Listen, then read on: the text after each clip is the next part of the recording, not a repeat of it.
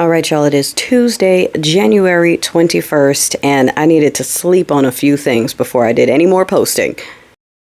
All right, y'all, I made a couple of drafts last night and I was going to post them, and then all this additional information kept coming out, and I was like, I'm going to sleep on it and get up in the morning with something of a fresh brain and just try to run down what has happened so far.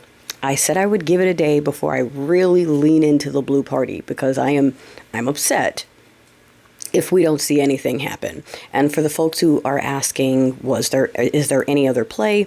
There's the Hail Mary play, the one that I didn't like, the one where someone evokes the 14th Amendment, and the person would have needed to have been sworn in order for that to be effective, because it's not something that blocks, it's something that makes the seat null and void, the appointment null and void. So someone in the legislature would have to do the right thing and say, hey, this person had enough evidence. That's why the Jack Smith report was important, because it said, hey, there's enough in here that absolutely this person would have been convicted. So that's enough by the definition of the 14th Amendment, Clause 3 or whatever, Section C, for someone to evoke it. We have to hope that someone does the right thing. And that's why I call it the Hail Mary. I don't have a ton of faith that anyone in those chambers is going to do the right thing. Not if they sat there and gave us that zombie smile for the last month talking about peaceful transfer and decorum. But it is technically possible. A lot of folks are asking, what was the point of all the hints and whatnot and the work, right? The executive orders. What would be the point of all of that if this was the outcome? Because like we said, the incoming regime would just do away with everything, and they did immediately. So it didn't make sense to do it if they knew he was going to take it down. So there are still pieces that don't fit and don't make sense. So that's why I'm giving it a day, just in case. There are people, and I'm not saying I fully subscribe to this, but there are people who think that this is some sort of social experiment where, and I mean, there's a line of validity to that concept, right? Because the Mad Hatters who tested for this, the ones who just wanted to win and be right, they don't believe anything they're told by anyone except for their people, or until they feel the pinch themselves.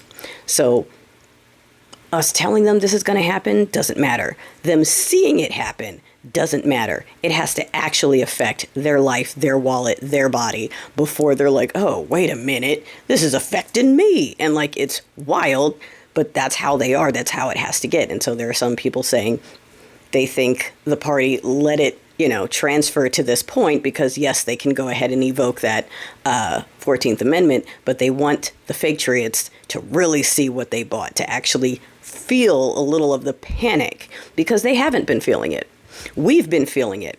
I just said in my TT post, I said, we were the ones doing the work. Folks called us crazy, but we did more work in terms of trying to get attention and eyes on the situation and talking about the legal paths and options to get out of this.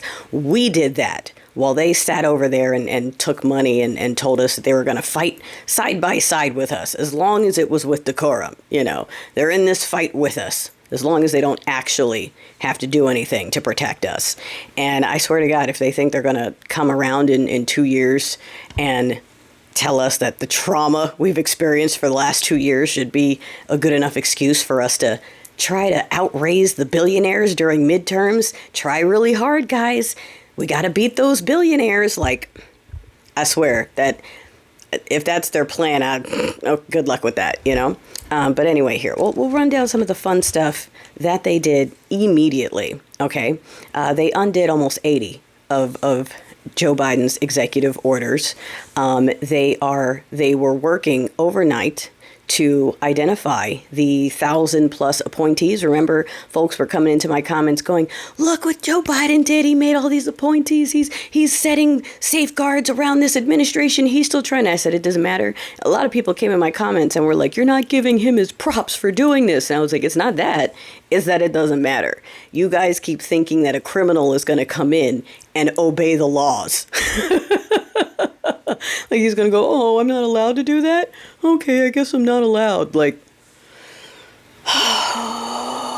So yeah, so they are identifying, and they tweeted out, as they do, a warning to all 1,000 of them. Let this be noticed that they're fired. He's replacing them with people he wants.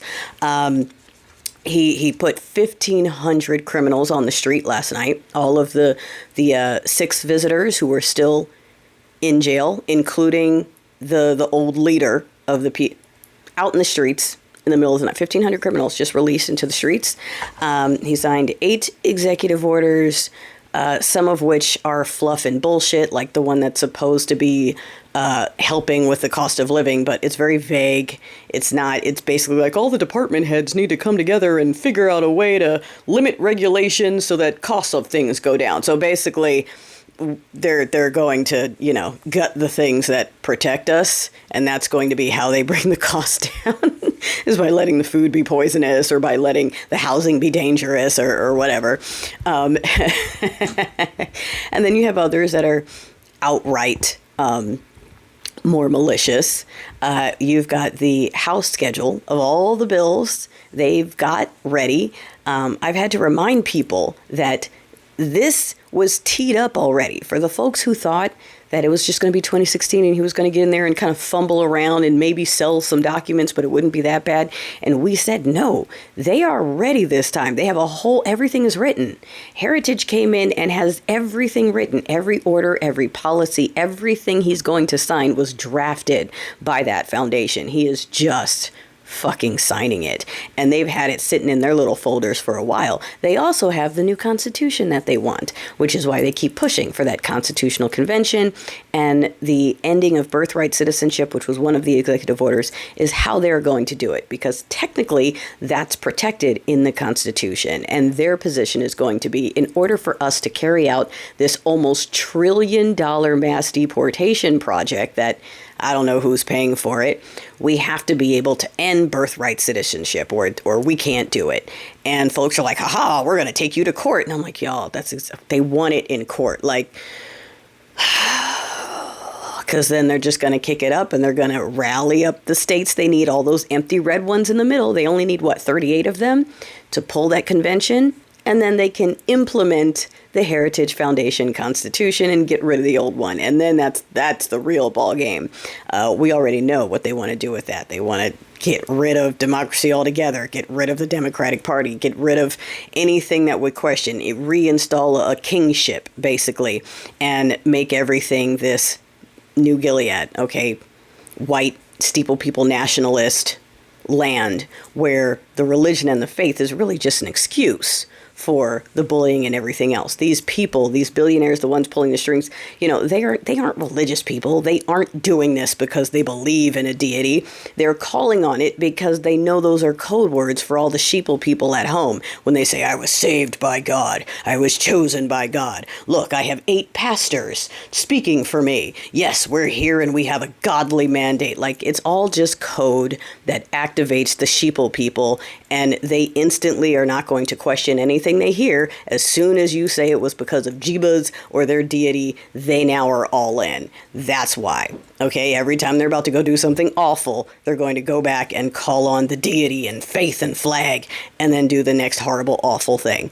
So yeah, federal agents are picking up people, and like we said, they're going to be going through hospitals, schools, places of work. It's accelerated. And we told them, they didn't want to listen. A lot of people who didn't realize how quickly they were going to feel the pinch are about to feel the pinch. Oh, right. Federal agents have to return to office immediately. Workers' rights, a lot of worker protections and that sort of thing gone. Okay. Basically anything that helps the working class is getting tossed out in favor of the bosses, the businesses, the corporations, the rich folks.